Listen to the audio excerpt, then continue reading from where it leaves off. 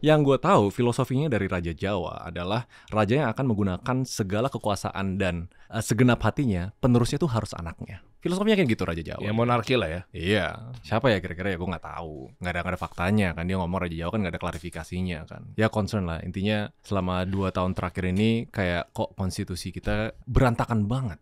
Berantakannya di mana sih? Kita kasih solusi. Lu nggak takut deh Raymond Chin deh 3,5 tahun penjara Raja Jawa, lu viral kemana-mana men. Gimana? Bapak Gila, editor? gila. 3,5 tahun. Gila Gue udah pertanyaan kembalian juga, gue udah pertanyaan juga nih. Lu dibayar berapa Der jadi podcast rezim?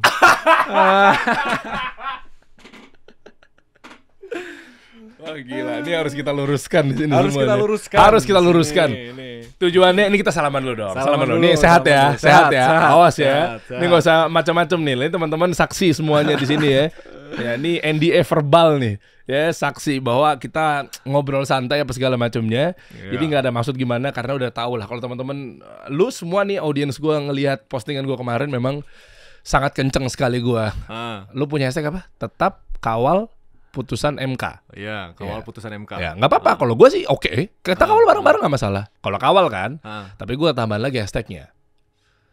Tetap taat pada pemerintah. Nah, kalau gue hashtagnya Indonesia lebih baik. Udah gitu aja, gue cuma berharap Oke. negara ini mau siapapun pemimpinnya, mau siapapun pemerintahnya, mau siapapun menterinya, Indonesia lebih baik. Gue tuh sayang banget sama negara ini, bro. Justru karena gue menyuarakan taat sama pemerintah dan lain sebagainya, santai, tenang, itu karena gue pengen negara ini tuh jalan mulus, biar nggak Surya. Ya, udah mulai kebahas nih. Nggak gini. Nih, gue disclaimer dari gue baru ntar abis lu ngobrol ya. Boleh. Jadi gini bro, gue nggak ada masalah sama yang turun ke jalan. Gue posting juga kok di IG gue berkali-kali.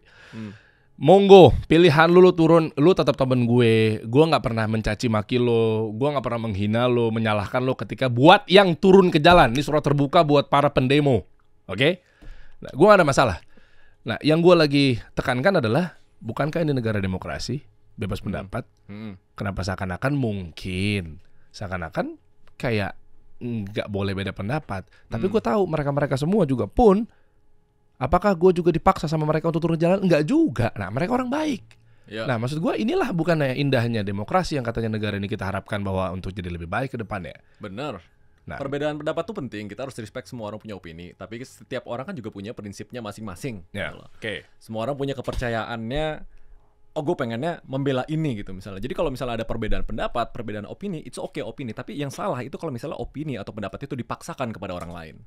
Ah, berarti fair dong. Fair. Fair dong. Berarti yang turun ke jalan juga nggak boleh paksain gue dong untuk gue Nggak taat sama boleh. pemerintah dong. Nggak boleh Begitupun paksa. gue. Ketika udah lu turun ke jalan ya gue cuma ngasih tahu aja kalau lu pada beraspirasi, kalau gue beraspirasinya kenapa nggak sabar? Kenapa nggak kita doakan Pak Jokowi?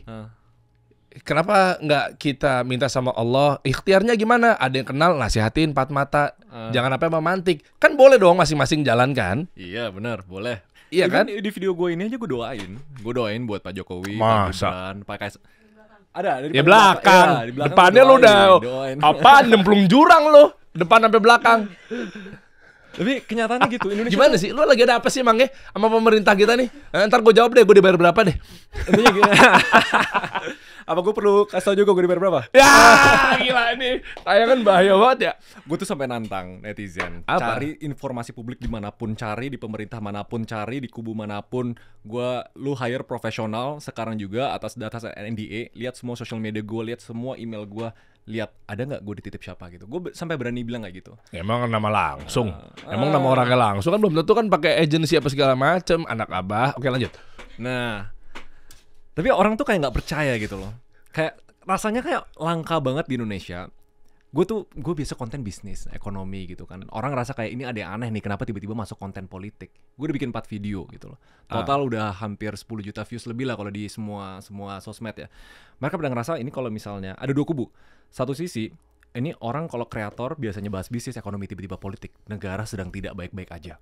Itu kubu 1. Oke. Kubu 2, pasti ada yang nitip. Udah kayak gitu. Lu di mana? Gue di kubu 1 udah pasti. Gue resah bro, gue sedih. Seresanya di mana sih? Gue mau tahu. Coba gue denger lu deh. Gue pernah nangis malam Terus? ngelihat tuh nih ya, Eh. pas MK bikin putusan yang tepat, pas menurut opini pribadi gue harus disclaimer tuh 1 atau 3,5 tahun di penjara nih. Iya boleh. Ya, opini gue itu udah membuat keputusan yang baik gitu loh. Terus tiba-tiba ini rapat DPR tercepat sepanjang masa. 1 hari setelahnya langsung jebret. Hebat DPR, luar biasa sekali. Luar biasa sekali DPR itu. Makanya kan itu sebenarnya concerning kan. Konstitusi kita tuh kayak hal-hal kayak gini. IKN tuh project yang luar biasa besar. Ya. Luar biasa besar. Bahkan kayak orang-orang analis-analis di luar negeri bilang kayak wah ini project yang luar biasa kompleks dan besar. Kenapa bisa disahkan cuma diskusinya 42 hari di bawah 1 tahun? Hebat banget. Sedangkan RUU perampasan aset, RUU yang lain, KPK dilemahin 2019 itu nggak pernah beres-beres. Kenapa? Berarti kan opini gue pribadi ada kuasa politik di balik ini semua yang punya agenda pribadi mungkin. Opini lu kan? Opini gue Belum tentu terjadi juga kan? belum tentu. Soalnya kalau gue mau ngomongkan opini bisa masuk penjara intinya kayak gitu. Iya. Padahal kalau ngomong mayoritas orang. Oke. Dan sekarang yang lagi lu suarakan adalah Raja Jawa. Ini omongannya Pak Bahlil ya kalau nggak salah ya? Pak Bahlil. Iya kan waktu pidatonya beliau ya. Ya jangan lupa ya Raja Jawa tanda tanya. Ini kan bertanya, Pintu. ya kan? Tanda tanya. Mentang-mentang ya gue juga paham lagi copywriting dan lain Iya. sebagainya tanda Soalnya, tanya. Menteri Bahlil kan bilangnya kayak Raja Jawa ini barang ngeri-ngeri sedap ini, jangan main-main, ngeri-ngeri sedap gitu. Raja Jawa ngeri-ngeri sedap. Yang gue tahu filosofinya dari Raja Jawa adalah raja yang akan menggunakan segala kekuasaan dan segenap hatinya, penerusnya itu harus anaknya. Filosofinya kayak gitu Raja Jawa. Ya monarki lah ya. Iya. Ya, siapa ya kira-kira ya gue nggak tahu. Nggak ada faktanya kan, dia ngomong Raja Jawa kan nggak ada klarifikasinya kan. Gitu. Ya concern lah intinya. Selama 2 tahun terakhir ini kayak kok konstitusi kita berantakan banget. Berantakannya di mana sih? Nggak, gue mau tahu aja ya. Nih kita lagi nggak berdebat teman-teman, karena gue punya ideologi yang memang lumayan tajam lah ya. Gue nggak tahu nih pada nerima apa enggak. Tapi memang kayak kondisi, ya lu dulu deh. Kayak gue masih bingung aja sih. Betul. Lu nggak rasain, lo coba lo jangan di first city dong, coba lo ke third city, coba lo ke kota-kota daerah kecil-kecil apa segala macam, kami tertindas. Nanti kita bahas pelan-pelan deh, dari versi lo dulu deh. Berantakannya di mana negara ini? 2 topik aja ya. Negara kan harus bergerak berdasarkan hukum dan ada namanya konsep trias politika. Kekuasaan tuh harus dibagi 3 nih. Legislatif, eksekutif, sama yudikatif. Orang yang membuat aturan, melaksanakan aturan, sama menegakkan aturan. Itu tuh diciptain biar nggak ada namanya absolute power. Itu harus dipisah. Masing-masing punya kewenangannya sendiri. Kalau misalnya yang bikin peraturan melaksanakan dan menegakkan, jadi kan bias, ya kan? Tiba-tiba pemimpin itu bisa melakukan apapun yang dia mau itu menghancurkan negaranya sendiri. Terserah dia gitu. Nggak boleh ada kekuatan absolut kayak gitu. Harus dibagi 3 gitu loh. Tapi kenyataan belakangan ini kok kesannya kayak 3 ini tuh nggak kepentingan pribadi masing-masing. Kayak tiba-tiba, misalnya kayak gini. Kemarin pas yang soal pilkada. Kira-kira siapa yang dimenangkan? Siapa yang mendapat untungnya, benefitnya kalau misalnya DPR itu bisa mengesahkan itu. Nah kan netizen udah mulai sambung-sambung nih. Gua track back lagi nih di tahun lalu gitu misalnya. Pas Gibran maju sebagai cawapres, sebagai wakil presiden termuda dalam sepanjang sejarah Indonesia. Kan waktu itu batas umurnya 40. Tapi beliau itu tidak berumur 40. 35 ya? 36 kalau nggak salah. 36. Oh, Oh, iya. 38 deh. Iya, kalau nggak salah 36 atau 3. Bukannya seumuran saya 89, dia 88 kan? Berarti saya 35, dia 36 dong harusnya. Oke lah, 36 anyway. ya berarti ya. Nah, Terus? kenapa tiba-tiba aturannya bisa berubah? Ya kan? Oh, jadi boleh maju nih. Topik kedua yang gue lumayan kesel karena gue orangnya suka digital. Gue anak digital, gue anak IT lulusannya. Pas Menteri Budi Ari yang kebobolan PDN lah, yang ngeblok VPN lah, bukannya ngebahas tentang digital policy yang udah terkenal di Europe, yaitu GDPR, Digital Service Act, Digital Market Act, itu membuat polisi yang ketat daripada cuma ngeblok VPN. Nggak menuntaskan. Terus kita ngomong tentang Bapak Kaisang. Bapak Kaisang kan udah kampanye di mana-mana tuh, udah ada tuh Kaisang 2000 berapa. Tapi kan waktu itu belum sah kan sebagai calon kan sebenarnya kan. Dan waktu itu kan sebenarnya aturannya itu harus umur 30 pas pendaftaran. Sedangkan Bapak Kaisang itu ulang tahunnya Desember 2024 baru berumur 30 gitu loh. Tapi kok bisa kampanye? Bertanya kan, kenapa dia berani kampanye padahal dia tahu dia tidak bisa lolos umur? Apakah sudah berekspektasi bahwa aturan itu bisa berubah? Pertanyaannya siapa yang mengubahnya gitu loh. Gitu. Jadi konstitusi kita tuh harus ditegakin lah. Karena alasan utama kenapa Indonesia itu selalu ketinggalan soal perkembangan ekonomi karena kurang satu hal, namanya FDI. foreign direct investment. Asing tuh harus mau invest ke Indonesia. Tapi asing nggak bakal mau invest di Indonesia. Kayak Elon Musk batal, Apple invest di Vietnam lebih banyak. Alasannya? Bukan hukum kita, tapi penegakan hukum kita. Kalau gue udah tiba-tiba invest 10 triliun untuk buka pabrik, buka lapangan pekerjaan di Indonesia, tiba-tiba aturan berubah, tiba-tiba mereka dijegal gitu. Mereka harus jagain investment mereka dong. Tapi banyak juga kan, Pak Jokowi kan juga dekat dengan investor asing. Banyak, tapi kalau dibandingin sama negara lain, itu dikit banget. Singapura itu 30% FDI to GDP. Indonesia berapa? 6% kalau nggak salah. 6. GDP 6. Sangat amat rendah. Padahal Indonesia dilihat sebagai negara yang bakal growing gila-gilaan, jadi negara kekuat keempat di dunia gitu loh. Kok asing nggak mau invest gitu? Nah itu salah satu pertanyaannya juga kan. Berarti ada yang salah nih. Either penegakan hukumnya, either kepastiannya, either landscape politiknya gitu. Wah gila keren. Ini pengamat ekonomi makro kayaknya Raymond Chin deh. Ya cuma warga negara biasa yang sayang sama negara ini. Tapi nggak tahu masa depannya bakal karirnya gimana ya. 3,5 tahun loh. Nah, gini bro, dulu kan lu pengamat lintas negara, ekonomi negara dan lain sebagainya. Kita coba ngobrol aja di sini ya. Memang upaya, nggak maksud untuk nyamain apa segala macam ya, nggak mau. Gue juga nggak mau jadi akhirnya jadi doa, tapi gue pengen tahu. Justru gue bertanya. Bisa jadi karena gue mungkin bodoh gitu di sini ya. Makanya gue mau nanya sama seorang Raymond Chin. Gue juga bodoh kok. Suriah, Yaman, dan lain sebagainya lah. Negara-negara memang yang juga pengen ekonominya tumbuh kan, merata. Yang awal mulanya dia pengen bahwa ketidaksukaan misalnya sama aturan-aturan apa segala macamnya, akhirnya memantik dari mungkin turun ke jalan dan lain sebagainya. Maksud gue yang gue lihat di sini adalah penyikapan gue terkait mengenai ideologi dalam gue beragama. Kan ada maslahat mudorot. Kita sama-sama muslim nih bro. Iya. Oke. Ya jadi ada maslahat mudorot. Belum ada yang tahu ya? Gak banyak yang tahu. Oh banyak yang tahu ya? Tapi tahu lah. Udah. Ya belum tahu. Gue juga baru tahu. Enggak tahu beneran. Ini ngiranya pasti non muslim kan? Kebanyakan orang ngiranya non muslim. Ya muslim lo. Lahir. Lu jangan lu kafirin yang buat yang muslim nih. Ini muslim ini. Hey. Oke ya. Nah anyway gini bro. Kalau kita sama-sama muslim, kita tahu bahwa yang namanya maslahat mudorot. Kita udah kenyang banget, depan ada minuman Cleo, udah dipaksain, wah apa segala macamnya, kita udah nggak bisa masuk nih. Tapi gimana nih, didiemin atau kita paksain minum? Ya didiemin aja gitu. Nggak kena, insya Allah nggak kena bab mubazir, karena memang udah begah banget gitu. Sama halnya dengan ketika turun ke jalan. Ideologi gue nggak lagi maksain, gue menghargai kalian-kalian turun ke jalan ya. Disclaimer ya. Akhirnya gue melihat bahwa di sini kayak apa ya? Banyak asumsi yang berkeliaran nih. Iya. Kayak misalnya contoh, kita nggak tahu juga nih bakal disahkan apa tidaknya. Kita nggak tahu juga nih nanti negara kita mau digimanain. Oke, sama-sama nggak tahu. Sama-sama nggak tahu, benar. Impas dong. Satu sama kita. Nah begitu yang kedua, ideologi gue nggak memaksakan ya. Agama nggak boleh paksaan nih. Yang mengatakan bahwa daripada turun ke jalan, malah akhirnya mudorot jadi lebih besar ketimbang gue diem di rumah. Betul, kita nggak tahu nih akan jadi apa negeri ini gitu ya. Yang pertama pasti gue doakan pemimpin kita, Raymond juga doain Pak Jokowi beserta para jajaran ya, kita sama-sama doakan kok bareng-bareng gitu ya. Tapi di sini kita satu sama nih. Tapi ketika turun ke jalan, prinsip gue adalah ada orang nyari kerja jadi kehambat. Ada ibu-ibu hamil yang lagi pengen ke rumah sakit mau kontrol, check up dan lain sebagainya jadi tersentak dan seterusnya. Maksud gue itu yang gue pilih. Alhasil daripada memantik yang lainnya, yang ujung-ujungnya gue nggak bilang 100% tapi mayoritas, bahkan nggak tahu setengahnya atau mayoritas, biasanya turun ke jalan ada aja yang mungkin ditunggangin apa tidak ya, aksi anarkis, rusak sana sini, sementara fasilitas umum negara harus ganti lagi, belum kehambatnya, belum kerusakannya, belum kalau dikorupsiin. Nah ya kan, anggaran turun korupsi lagi tuh. Thank you udah nambahin gue tentang bab mudorot yang lebih banyak ya. Kalau menurut gue gitu lah. Makanya gue juga gak bilang bahwa gue yang paling benar dalam artian apa ya. Gue pribadi loh ya. Tapi yang gue benarkan adalah Rasul gue. Nah itu yang masalahnya nih sekarang akhirnya pada gak kelar-kelar gitu loh maksud gue. Jadi lu gak yakin Der kalau menurut prinsip lu. Gue pribadi karena gue siapa manusia biasa. Tapi ketika disandingkan dengan, tapi masalahnya Rasul gue gak mungkin bohong. Nabi Muhammad SAW mengenai taatilah Allah, Rasul dan pemimpin-pemimpin kalian dan lain sebagainya.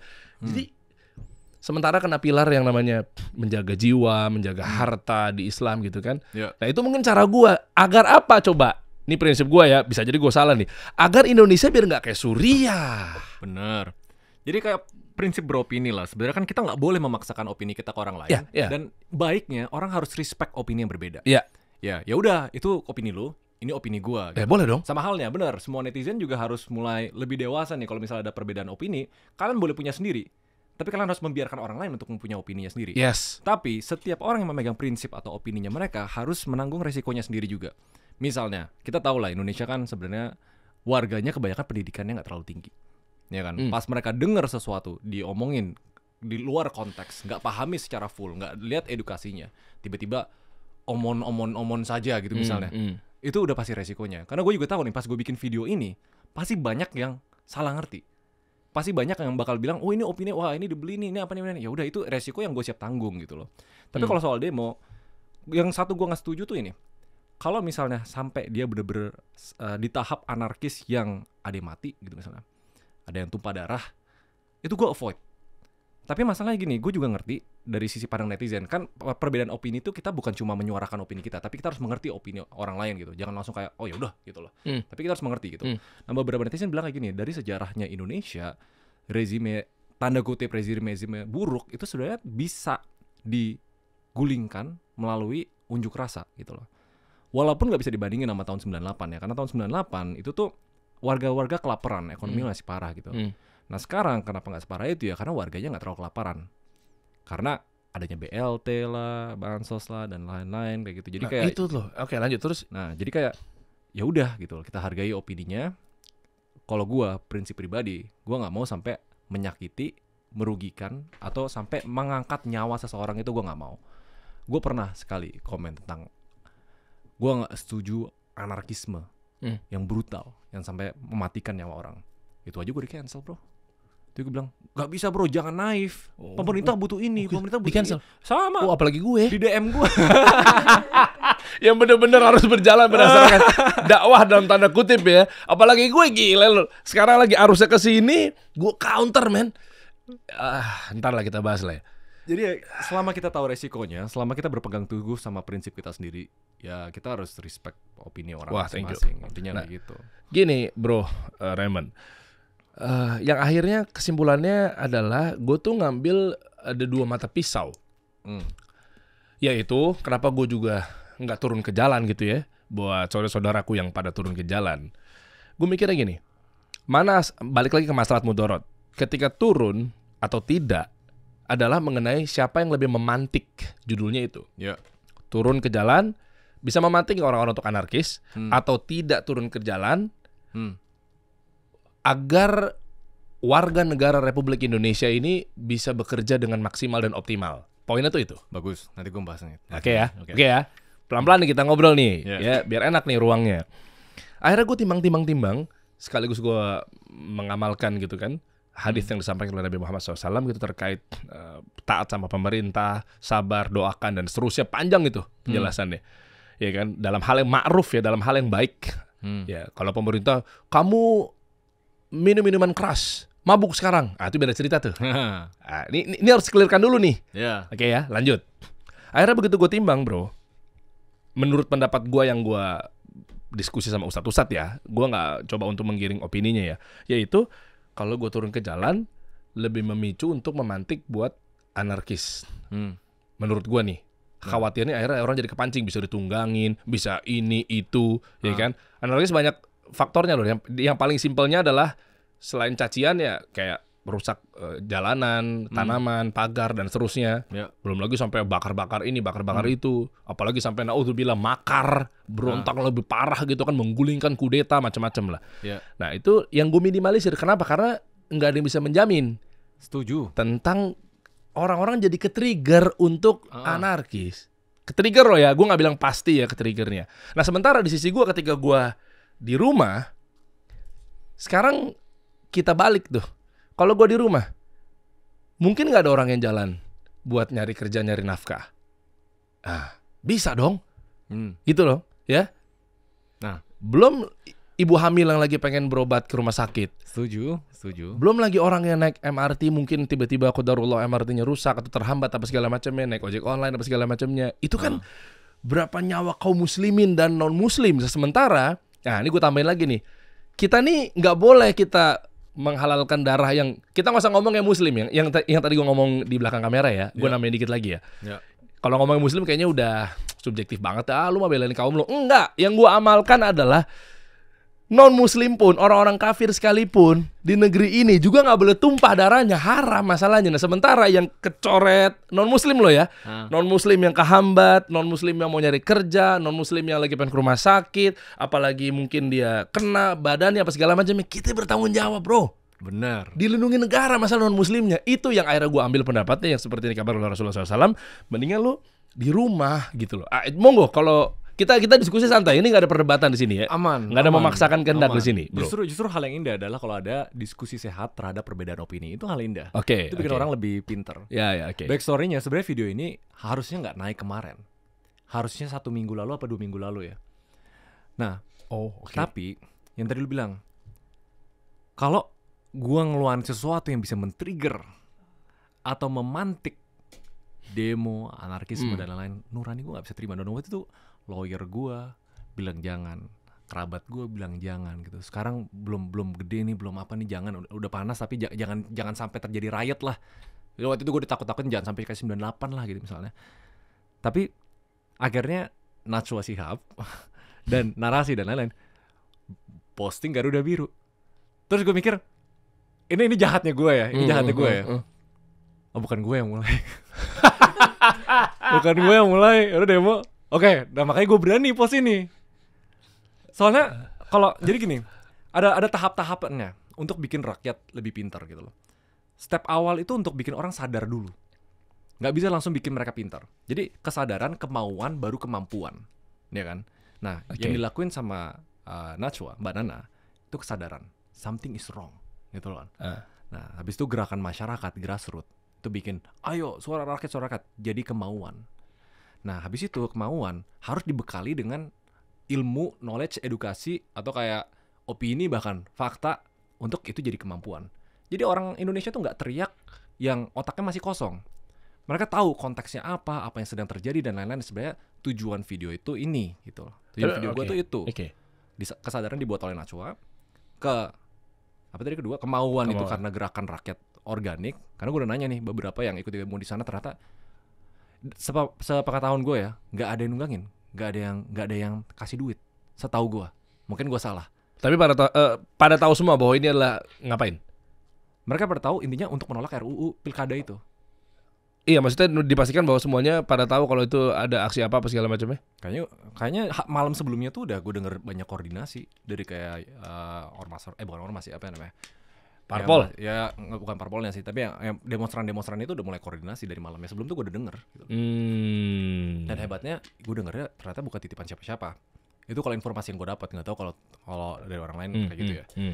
Tapi itu sama, gue nggak berani hati nurani gue tuh bertanggung jawab memulai sesuatu yang berakhir dengan pembunuhan, anarkisme. Nah, ini loh, ini maksud. Makanya yang itu gue align, bro.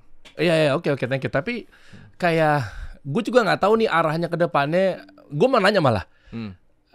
Berarti nggak ada sama sekali tunggangan dari partai politik untuk menggulingkan pemerintahan yang sekarang? Nah itu nggak tahu gue. Tapi yang pasti, menurut analisa dan opini pribadi gue, disclaimer keras ya, opini pribadi ya. Bapak Presiden Joko Widodo ini sangat amat luar biasa dan sangat pintar berpolitik. Very very smart. Somehow yang seharusnya trias politika itu dipisah menjadi 3 bagian. Seakan kayak opini gue dikontrol sama satu orang. Secara hukum tuh nggak bisa. Tapi apakah mungkin keluarga, kerabat, atau kolega yang mengisi dari masing-masing trias politika itu, eksekutif, legislatif, yudikatif, yang berkumpul menjadi satu dan memberikan kekuatan absolut kepada satu orang? Nah, itu pertanyaannya. Nah, makanya tadi soal kayak harus taat sama Tuhan, yes, keluarga, yes, sama pemimpin, yes. Itu udah mandatnya, itu udah jalannya, kita harus taat. Di saat kita udah memilih pemimpin, kita harus taat. Tapi prinsip gue adalah, kalau pemimpinnya, yang tadi misalnya nyuruh mabok, gitu, misalnya, minum mabok, kita harus tolak. Berdasarkan prinsip kita masing-masing. Tapi selama kita di Indonesia ya kita harus comply hukum, harus ikutin hukumnya, nggak bisa ugal-ugalan. Misalnya kita tolak bunuh orang itu, ya itu bodoh menurut gua. Tapi kan makanya kita berkoridor dalam batasan hukum, beropini, kebebasan beropini, ya kan. Terus tidak boleh menjelekkan dan menurunkan derajat dan martabat dari presiden. Karena undang-undangnya 3 tahun nih, 3,5 tahun kalau ini terbukti menjelekkan. Kenyataannya di sini gue mendoakan, luar biasa gue bilang. Dan semuanya gue bertanya. Dan itu hak gue sebagai warga negara Indonesia. Sebenarnya apa sih yang terjadi di Indonesia gitu? Yang di saat demo atau dekat-dekat di saat demo ya, dugaannya anak dari Bapak Presiden Jokowi, Pak Kaesang itu naik private jet sama istri tercinta ke US. Dan netizen kan pintar cari konspirasi ya, teori konspirasi ya. Mereka lihat, oh nih jetnya tuh Gulfstream model ini, seri numbernya kayak gini. Oh seri numbernya ternyata dimiliki oleh Garena. Oh Garena ini kan bukannya segrup sama Shopee dan lain-lain gitu kan. Ya terus siapa sponsornya? Persis Solo punya Kaesang. Terus ternyata Shopee lagi ada masalah, isu masalah sama KPPU ya kan, soal monopoli di logistiknya dia. Terus ShopeePay ada masalah isu sama Kominfo soal judol. Jadi netizen langsung cepat berpikir apakah ini gratifikasi gitu. Nah ini kan semua kayak pertanyaan gitu. Buat gue juga ini bukan fakta. Tapi kan informasi di publik itu bikin warga negara Indonesia bertanya, apa yang sebenarnya terjadi sekarang? Oke. Boleh gue coba sambut yang tadi ya? Boleh. Ini dengan versi gue dan jawabannya adalah menyikapi apa yang gue pelajarin dan lain sebagainya, gitu kan? Tanpa harus mungkin memuaskan teman-teman yang lagi nonton. Jadi kalau gue lihat dari yang tadi adalah lebih kepada produsen konsumen. Gue nggak tahu kalau dari orang marketing mungkin cari cara paling gampangnya membandingkan sebuah analoginya kayak begitu gitu ya. Apa yang dilakukan oleh produsen dan apa yang bermanfaat buat konsumen kan, poinnya itu. Kita kan konsumen ya, kita mengkonsumsi lah, kita warga lah ya, ya kan. Apa ada serapan peraturan ini peraturan itu sudah kita jalankan, kita konsum dan lain sebagainya. Nah kalau tadi sih gue mungkin monggo ajari gue, siapa tahu gue yang bodoh gitu ya, terkait mau dia jalan sama apa, naik apa segala macamnya, adalah mungkin dampaknya adalah kalau gue pribadi tidak melihat bahwa ini adalah hal-hal yang menyinggung terkait konsumen atau sebagai warga negara. Benar. Nah oke. Nah sehingga begitu gue ngeliat seperti itu, daripada habis waktu gue untuk dia kira-kira ini begini ya, ini kira-kira naik apa ya, yang penting ke guanya dulu deh. Nah itu satu. Dan yang kedua adalah boleh agak singgung dikit ya mengenai apa yang lagi gue amalkan dan lain sebagainya. Kan memang dari peraturannya kenapa kita suruh taat adalah yang penting tidak mengganggu rukun Islam yang berdiri di negeri ini. Ini versi gua nih. Kita sama-sama muslim lah bro. Yaitu yang pertama adalah terkait kita mau ngurut mau enggak terserah deh. Mau kita bersyahadat ya kita juga diatur polanya, KTP pun juga bisa ditulis. Bukan berarti kayak agama lain-lain apa segala macam gitu ya, atau agama dikosongin. Puasa juga sama, kita dibantu diliatin hilalnya dan seterusnya gitu kan, kita nggak ngeker sendiri pakai teropong beli di Shopee gitu ya. Lalu sholat juga azan berkumandang, nggak dilarang apa segala macamnya. Umroh, haji, zakat itu juga diatur. Maksud gue selagi ada di warga negara itu tidak terbebankan dalam artian kita aman-aman saja bernegara, menurut gue kayak gue masih bingung nih kira-kira zolimnya dari pemerintah kita tuh di sisi yang mananya. Poinnya tuh itu sih sebenarnya. Mungkin lu bisa jawab deh, lu kan ngamatin secara ekonomi di kita. Bahkan tadi lu bilang juga bahwa di tahun 2024 berbeda dengan 98 deh. Yang waktu demonya itu beda. Demonya beda. Pak Harto waktu itu saat itu mungkin rakyatnya ada yang mati kelaparan apa segala macam gitu kan. Benar. Makanya kan sampai parah banget sampai akhirnya terguling gitu kan. Iya. Nah, makanya gue mau tahu, mungkin gini, oke gue tahu banget, pasti gue akan diserang bahwa kayak lu enak di AC, di mobil, punya duit, bro, iya kan?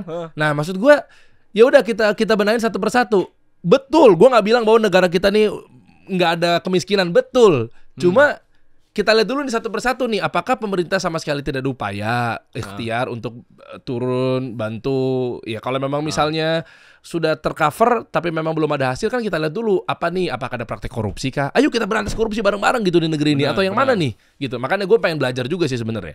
Tapi masalahnya udah sangat amat banyak fakta yang beredar di publik gitu. Karena kenyataannya gini, kita lihat dari ekonomi deh. Oke. Pertumbuhan ekonomi ya B aja lah. Berapa sekarang? 5%-an something. Kita kan target 8%. Ya kan? 7-8%. 7 aja nggak pernah kan. Ya, oke. 8 gitu. Nah, terus angka kemiskinan yang pertama ditarget sama Pak Jokowi dari pertama dia dilantik, itu masih jauh tuh targetnya tuh. Ya kan? Gini rasio itu pertimbangan antara orang yang paling kaya sama orang yang paling miskin itu jauh gitu misalnya. Belum lagi yang gue paling kesel banget tuh ini. indeks anti korupsi kita memburuk. Artinya ada dugaan korupsi yang makin parah di antara semua lembaga pemerintahan.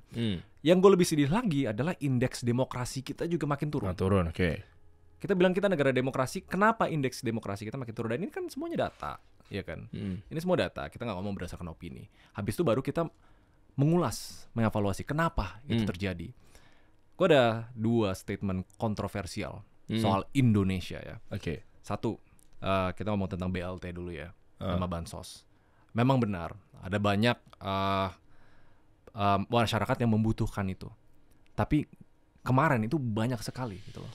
Seakan, opini gue pribadi, BLT diguna untuk tanda kutip menyuap. Biar mereka udahlah manut aja dengan pemerintah, seakan. Itu yang opini-opini kayak begitu tuh, kan belum tahu Belum kejadian tentu, pastinya, bro. Belum tentu. Ya makanya ini opini pribadi. Terus yang kayak soal kedua nih ya, UMKM tuh tulang punggung negara gitu, ya kan, kontribusi GDP besar sekali dan selalu diganggu-gangguin sama negara. UMKM itu harus didukung. Gue bilang itu propaganda. Kenyataan itu nggak bagus buat ekonomi kita. Gue mulai sadarnya kayak gini. Gue kuliah tuh hampir 10 tahun lalu. Gue ngekos di deket Binus gitu kan. Ada satu warung yang gue suka makan. Mboknya ini kayak jago banget lah bikin kayak makanan-makanan sehat gitu kan. Gue makan di sana. Baru tahun lalu gue balik lagi karena ada pembicara di universitas gue. Dia masih di sana sampai sekarang. Tanya ada perkembangannya? Enggak, jaga warung di sini aja gitu-gituan. Nggak berkembang tuh. Kita sebagai sektor swasta tugasnya adalah kita harus nge-support mereka berkembang. Tapi banyak banget loh UMKM yang dari 10 tahun lalu sampai sekarang tuh nggak terlalu berkembang. Dan kenapa UMKM itu besar? Itu opini gue adalah salahnya pemerintah. Karena sekitar 10 tahun lalu, hampir 20 tahun lalu loh, kita tuh mengalami yang namanya era industrialisasi. Negara tuh harus lewatin 3 era: pertanian, manufaktur atau industrialisasi, baru yang terakhir sektor jasa. Nah, kita, menurut gua, pemerintah gagal untuk meng-capture industrialisasi. Industrialisasi itu maksudnya bikin pabrik, bikin manufaktur dan lain-lain. Karena itu tuh di negara manapun di seluruh dunia adalah cara untuk mendorong ekonomi dan cara untuk membuat warga-warganya high skill. Kalau kita ngomong pabrik, itu namanya let's say sektor formal ya. Jadi setiap ada pabrik ada lapangan pekerjaan baru gitu. 20 tahun lalu sampai sekarang, setiap 1% perkembangan GDP itu lapangan pekerjaan kita cuma 1/5-nya lah, gitu. Artinya karena pemerintah gagal industrialisasi, gagal untuk membuka lapangan pekerjaan, warga mau nggak mau menjadi UMKM. Dagang. Mau nggak mau menjadi sektor informal. Nah, itu dipakailah narasinya UMKM adalah tulang punggung gitu. Tapi kalau misalnya UMKM sebanyak itu ada sekitar 65 juta lebih kalau nggak salah ya. 4,7 ya, 65. Ya, sekitar 65 kan. Tapi semuanya nggak berkembang, itu bahaya sekali. Nah, ini baru kita satu kubu nih di sini kayaknya nih. Nah, makanya kasih solusi nih ya. Ya. Gue support. Ya. Oke. Kita bahas bentar ya, redain dulu ya. Gue melihat bahwa ternyata justru betul. Ini masukan. Kritik halus lah buat pemerintah gitu ya, kalau dari saya pribadi. Tapi lagi-lagi mungkin saya tidak turun ke jalan ya. Ya mungkin ini kan lewat sini aja lah. Sini aja. Oke, jadi gini teman-teman. Gue melihat bahwa yang namanya UMKM itu kan tulang punggung, terus malah dibanyakin lagi. Mau nyampe kapan? Mau nyampe 150 juta, mau nyampe 325 juta dan seterusnya kan. Nah makanya kalau di gua sama Kereman adalah bukan dibanyakin tapi dieskalasi ke atas. Setuju. Ya dong. Setuju banget. Nah inilah makanya kita mengedukasi lewat my platform gitu. Artinya dinaikin. Ini mau sampai kapan gitu? Udah 97% banding 3%. Ekonomi makro nyampur sama tengah di 3%. Ya kan begitu kan? Benar. Kita udah 97. Jangan sampai nih jadinya, jangan sampai loh ya. Gede dongo. Banyak dong tapi kosong. Jangan sampai loh. Nah ini gue lagi jagain banget nih. Makanya ketika gue coba lihat ada yang pemerintah bikin plot dari Kementerian Koperasi UKM. Iya kan? Gue kasih masukan juga kok. Banyak yang mangkrak juga. Emang edukasinya lewat ke sini. Udah ada yang minggir banget kotanya. Emang ada yang kesana pak gitu. Ya gue dengan hati yang bertanya gitu. Akhirnya banyak yang mangkrak juga. Koreksi kalau memang nggak ada yang mangkrak sekarang ya. Waktu itu kenyataannya juga kami dapat laporan juga kok dari beberapa. Dan bahkan kami melihat juga gitu. Yang pusat layanan apa sih itu UMKM apalah gitu. Nah artinya itu juga harus dibenahin. Jangan-jangan mungkin perilakunya, behaviornya nggak kayak gedung gitu. Jangan-jangan cukup dari kafe dibuat kayak semacam ngariung, ngobrol, sesinya kayak dulu ada Amerika atau mungkin ada apapun itulah bentuknya lah ya, santai apa segala macam. Anyway, itu menurut opini gue pribadi gitu, jadi bisa jadi gue salah. Iya makanya lah yang terjadi cerminannya malah jadi makin banyak tapi tidak tereskalasi kan, poinnya kan itu. Itu benar. Bahkan gue sendiri kan udah akhir tahun lalu gue bikin yayasan khusus untuk ngebantu industri lokal. Itu non profit. Kalau di Kementerian Keuangan tuh ada program namanya Desa Devisa, ada 52 desa, 52 produk unggulan yang bisa layak buat ekspor gitu. Tapi gue mikir kayak gini ya, ini kan desa-desa kayak keluarga-keluarga yang di NTT misalnya bikin kain tenun gitu lah, yang butuh 6 bulan buat bikin gitu. Tapi di situ-situ aja terus. Iya. Di 10 tahun, 20 tahun di situ-situ aja terus gitu misalnya. Terus gue mikir, oke, gue harus bikin program yang berbeda nih, bukan cuma membina UMKM kalau gue. Pembinaan tetap ada, itu penting gitu. Tapi kan stepnya kesadaran, kemauan, lalu kemampuan. Kemampuan itu step 3. Jadi pertama kita harus bikin mereka sadar dulu.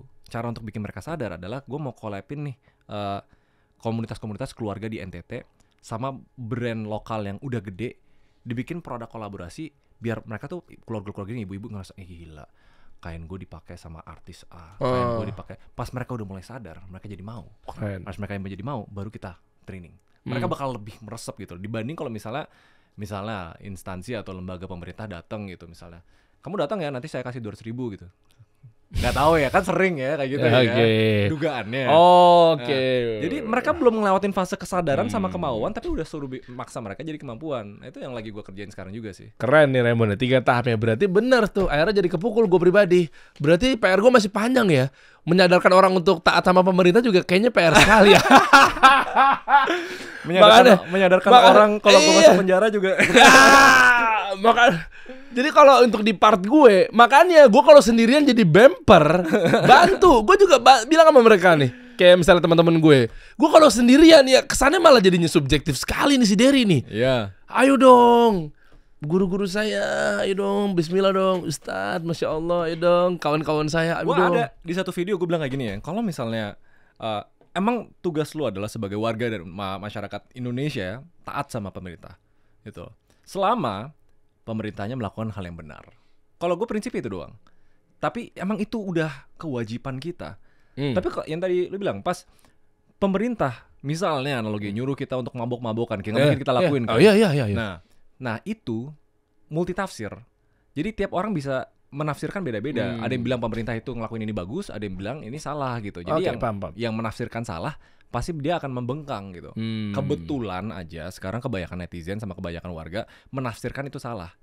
Realitanya benar atau salah kan kita nggak tahu. Kan kalau misalnya kita sebagai manusia kita ngeliat semua sebagai penafsiran kita sendiri. Balik lagi kayak topik agama deh, kayak topik agama. Agama tuh menurut gua misalnya Al-Quran gitu loh. Ya Al-Quran udah mutlak gitu misalnya. Iya kan? Tapi ada aja orang yang menafsirkan salah terus menjadi teroris gitu. Paham, betul. Nah, jadi kayak yang kita harus pahami adalah penafsiran manusia yang membaca situasi ini gitu loh. Jadi makanya gue kalau ini diskusi gue sama nyokap gue ya, gue bilang kayak, nilai-nilai keagamaan sama nilai-nilai kemanusiaan lebih penting mana? Gitu misalnya. Orang-orang yang memegang agama secara kuat pasti bilang nilai keagamaan. Dan gue setuju, nggak apa-apa gitu. Tapi harus ditandingin dengan nilai-nilai kemanusiaan. Kalau misalnya nggak ada nilai kemanusiaan dan ekstremis nih misalnya, ternyata dia salah tafsir. Iya, betul. Menjadi teroris itu bahaya. Itu memang pentingnya kita bergaul sama manusia dan juga mentafsir dengan benar, berguru sama siapa, kan nggak mungkin kita belajar agama tanpa guru kan, poinnya itu. Benar. Nah itu makanya gue coba lihat ya dalam hal ini mengenai taat sama pemerintah yang lagi gue gaungkan apa segala macamnya. Ya berarti memang gimana caranya harus bikin mereka sadar dulu. Nah yang terjadi adalah gue juga posting juga sih kemarin gitu di sosial media gue dan lain sebagainya. Sabar. Reaktif nih mereka. Berarti lu gak menghargai kami yang turun ke jalan. Sabar-sabar aja. Loh, sekarang gini. Tadi lu bilang katanya, mungkin ada yang ngomong gini. Tadi lu bilang berarti katanya kalau taat sama hal yang ma'ruf yang baik gitu kan. Ketika yang hal yang tidak baik lu gak taat, lu suruh mabok-mabokan sama penguasa kita. Jangan mau lah, tolak lah gitu kan. Nah buktinya penguasa kita lagi nyuruh kita copot jilbab ketika perform menjadi paskibraka di IKN. Nah, lihat deh.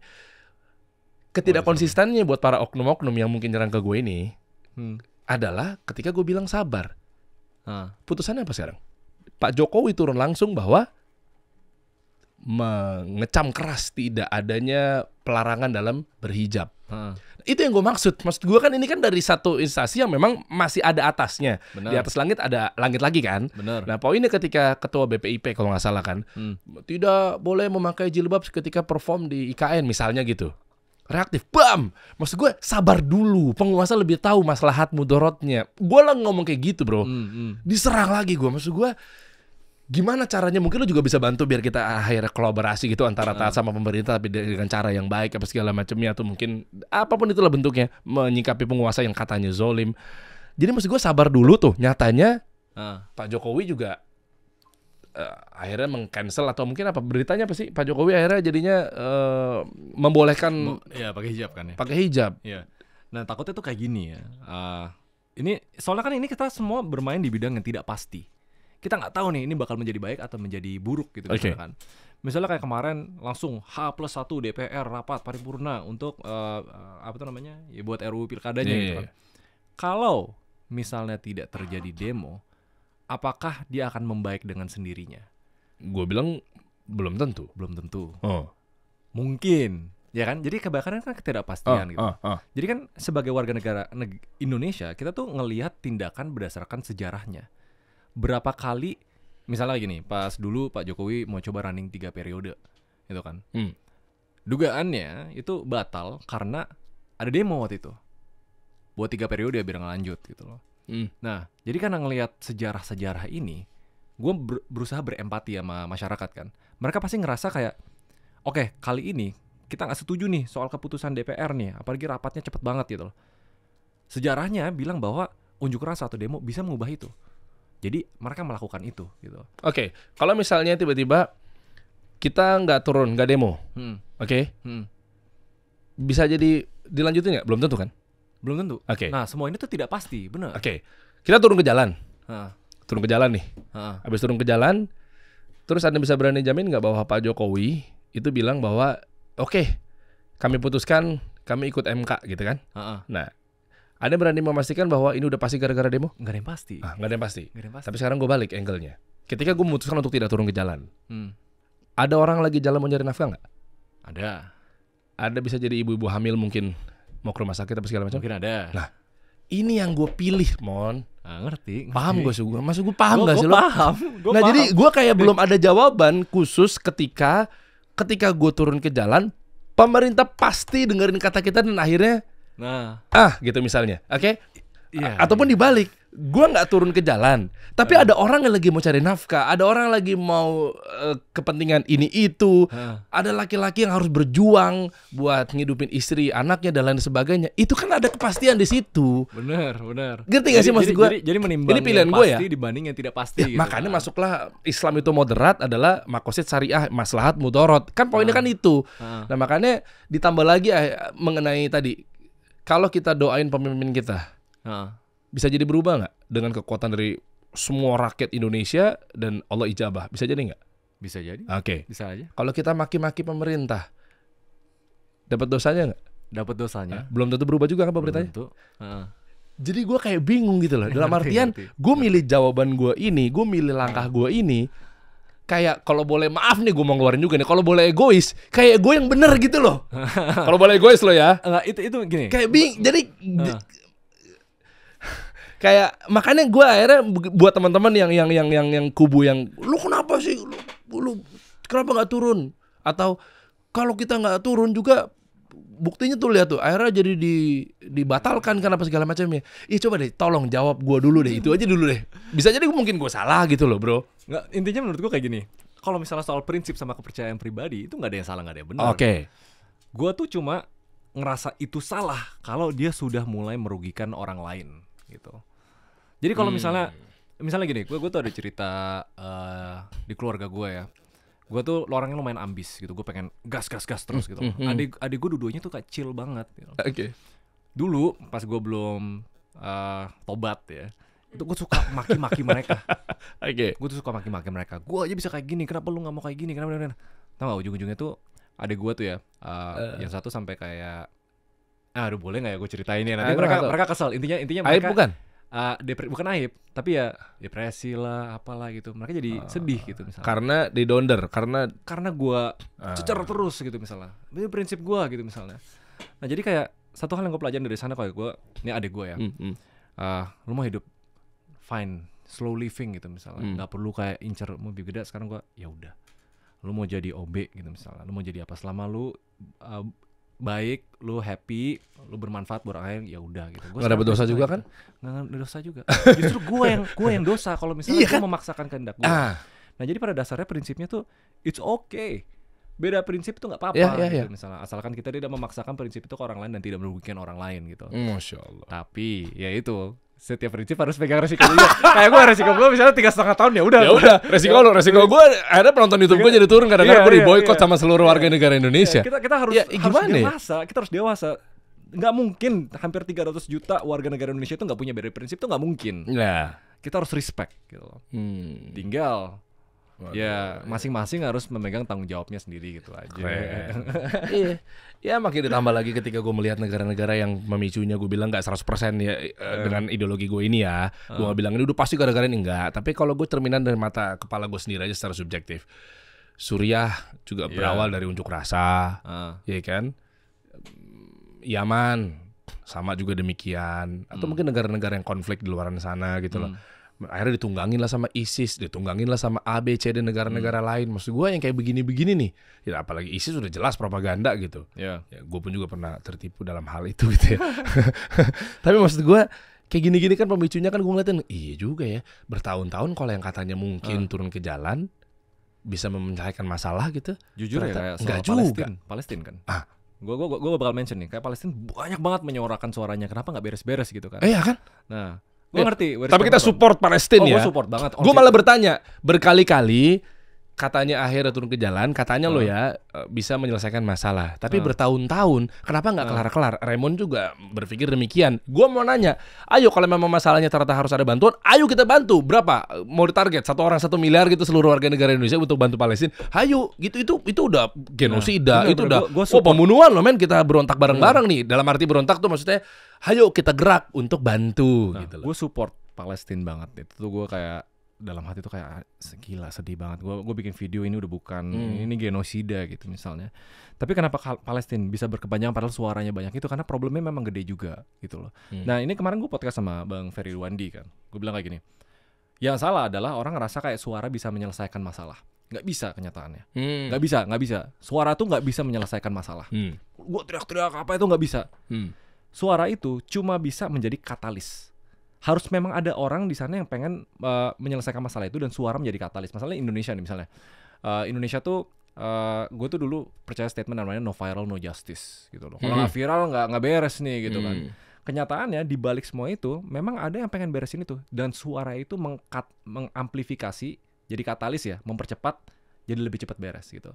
Jadi balik lagi kayak semua isu-isu yang berhubungan dengan suara gitu misalnya, itu tuh nggak bisa kita ngelihat sebagai sesuatu yang bisa nge-solve masalahnya, tapi bisa mempercepat, mengkatalis. Mungkin awalnya tuh bibitnya kecil banget, cuma 1% orang yang pengen beresin masalah ini. Tapi dengan suara 1% ini jadi punya kuasa. Gitu. Karena takut viral.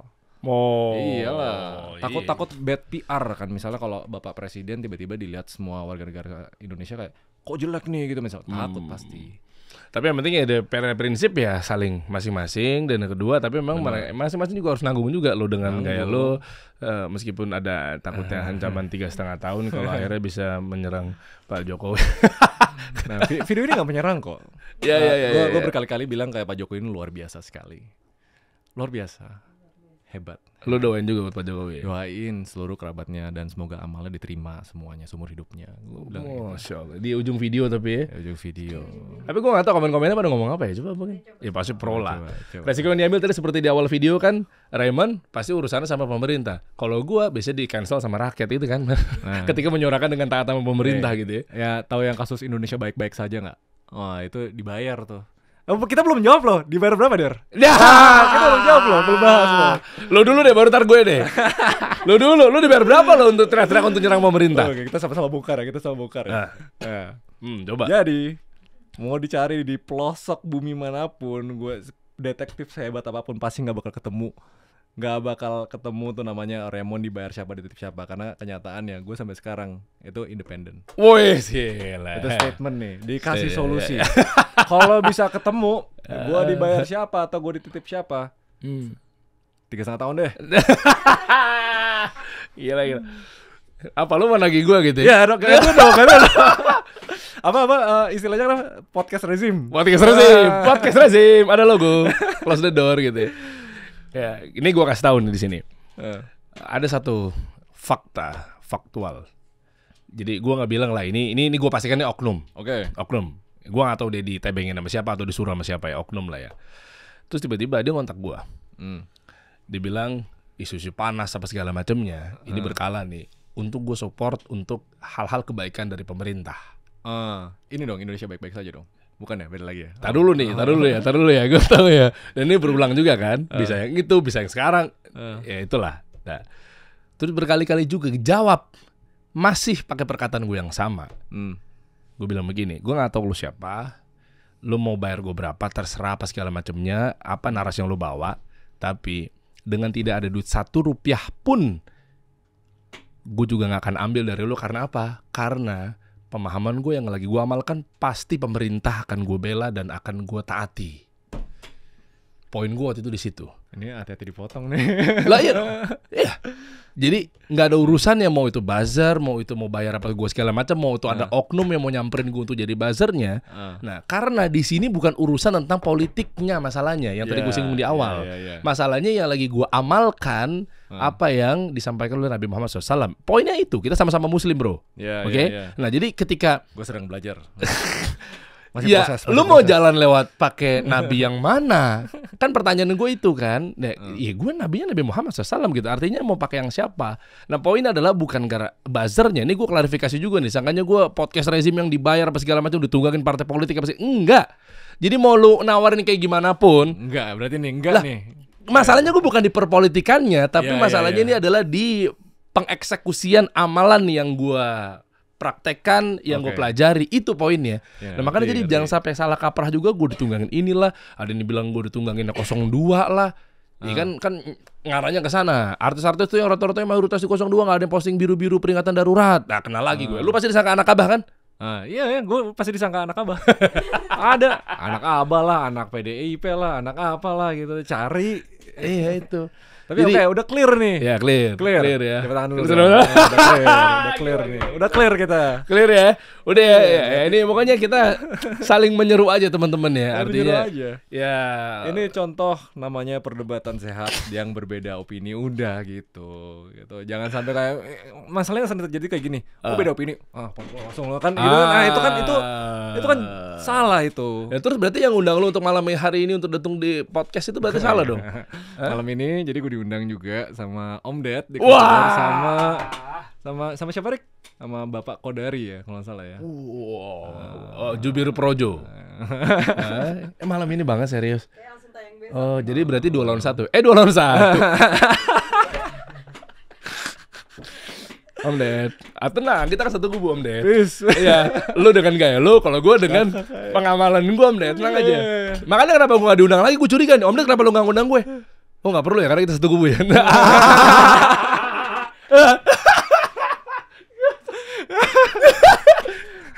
Nggak kayak anjir. Ada mau tambahin bro, di ujung obrolan kita bro? Lu doa, coba bukti konkret. Jujur, gue belum nonton video lu sampai habis. Coba lu bukti, katanya doain pemerintah. Mana seorang Raymond Jin kayaknya kenceng banget di Raja Jawa. Coba lu kalau emang doain pemerintah, coba. Nah, gue tuh percaya agama itu spiritual. Itu antara relasi individu terhadap Tuhannya mereka.